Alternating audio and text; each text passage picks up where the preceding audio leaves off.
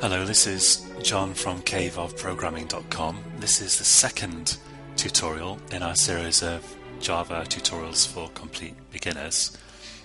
And today we're going to look at variables in Java. Don't worry if you don't understand absolutely every single last thing in this tutorial, because learning a programming language is like learning an ordinary language, and you just have to practice it, and gradually it sort of sinks into your head. I'm going to use the Hello World program from the last tutorial as a starting point here. So what is a variable? I'll give you an example.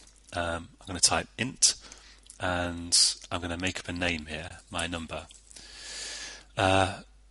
Variables are like boxes that you can put values in, and we've got different sizes of boxes in Java that can hold different kinds of things, different types of boxes, I should say. And what we've done here is I've made up a name, my number, and notice I've given it a lowercase initial letter, but I've capitalized the second word of it, and that's a sort of a convention in Java.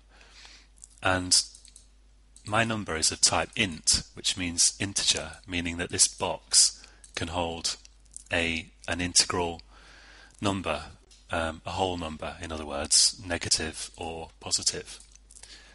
So here I've created the box, and we say I've declared the variable, and I can now put a value into the box.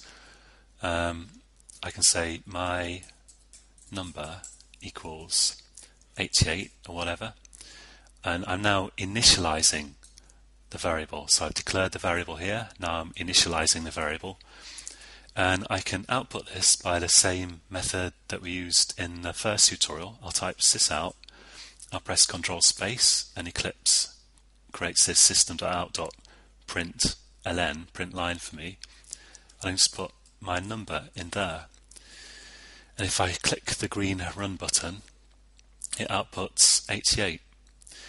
Now here I've declared and initialized the variable in two separate steps, but I can declare it and initialize it at the same time. I can say equals 88 up here. I can get rid of this line, and that does just the same thing.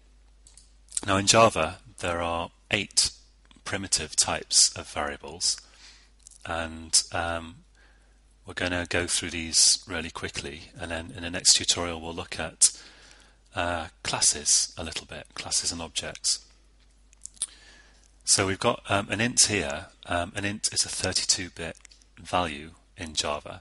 If you don't really know what that means, don't worry, it doesn't really matter. Basically, if you want an integral number, a whole number, then use an int usually. Sometimes you'll see short, which is for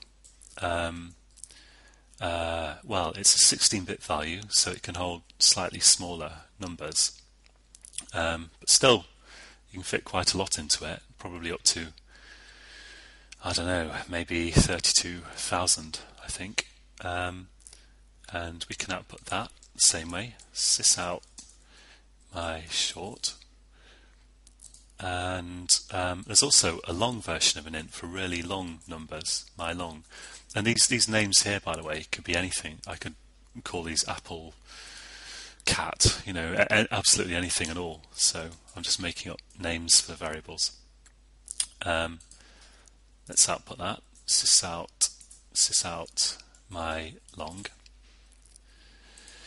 This is a 64-bit value for really big numbers. You can put a lot bigger numbers than this in there. There's also, what if you want a floating point number? You usually use a double. This means kind of double precision, extra precision sort of thing. So I can put some number in there. Sysout my double. Hey presto. And there's no long version of double, but there is a short version called float, and there's slight complication here, which is if you type a floating point number in Java like this, by default it's a double, so you have to put an F on the end of it to get a float. But these doubles and ints are the most commonly used values here. My float, the others a bit less common. In addition to these 5, there's also 3 other rather interesting types. There's a char type which can hold a Unicode character, and you can specify a character by putting it in single quotes like this. So it can be any character on your keyboard. I'll just put Y. As I say, that's Unicode, so it's 16-bit. Unicode just means you can represent basically a whole bunch of crazy characters using this. There's a very useful Boolean type, which I guess is named after, I think it was George Boole, or possibly Boulos, I'm not sure, who invented Boolean logic, and this can just hold true or false. This out my Boolean true, or I could change that to false, and that's all you can put in that. And finally, we've got the byte type, which can hold just 8 bits of data. So it's a number, negative or positive, but it can only go up to about 127, I think. And often that's quite useful, because sometimes you want to represent a whole load of data by an array of bytes, and you can use this, and you know precisely how much space it will take up. Okay, so that's it for declaring boxes and shoving stuff into them. In the next tutorial, we will look at some non-primitive types, classes and objects. So don't forget, there's more info and tutorials on caveofprogramming.com, and I'll catch you next time, I hope, and until then, happy coding.